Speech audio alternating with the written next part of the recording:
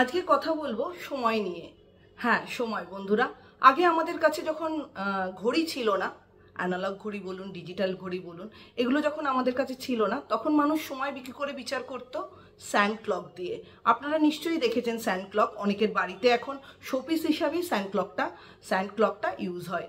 তো এই স্যান্ড ক্লকটা আপনি কিভাবে দেখছেন বা সময়টাকে আপনি কিভাবে দেখছেন, সেটা কিন্তু আপনার ডিসিশনের উপর ডিপেন্ড করবে। কিভাবে দেখবেন সময়?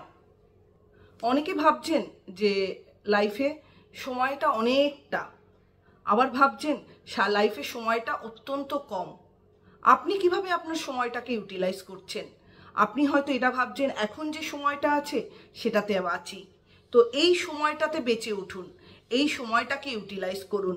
যে সময়টুকু পাচ্ছেন সেই সময়টুকু নিয়ে জীবন কাটান। জীবনটা কি করে কাটাবেন সেটা সময়ের ওপর ছেড়ে দেবেন না।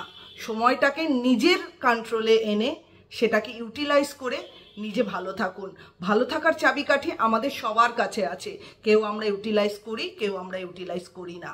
আর এই সময়টাকে যদি নিজের কন্ট্রোলে আনতে পারি, তাহলে কিন্তু দেখবেন অনায়াসে জীবনটা সুন্দর হয়ে যাবে। আর সবসময় বিলিভ করবেন present moment. Witness the power of now. Present মোমেন্টটাই আপনার উইটনেস আপনার ফিউচারের। কাজে প্রেজেন্ট মোমেন্টে যদি আপনি প্রপারলি বেঁচে থাকতে পারেন বা সেটাকে উপভোগ করতে পারেন, তার থেকে ভালো কিছু হয় না। আপনি সময়টাকে কিভাবে ইউটিলাইজ করবেন সেটা আপনার উপর ডিপেন্ড করবে। কাজে ভিডিওটা কেমন লাগলো অবশ্যই আমাকে জানাবেন। সময়ের মূল্য দিন, সময়ের মূল্য দিয়ে সময় আপনাকে মূল্য দেবে, মূল্য ফেরত দেবে। কাজে ভিডিওটা ভালো লাগলে অবশ্যই আমার চ্যানেলটা লাইক অ্যান্ড সাবস্ক্রাইব করে দেবেন। সবাই ভালো থাকবেন, সুস্থ থাকবেন। নমস্কার।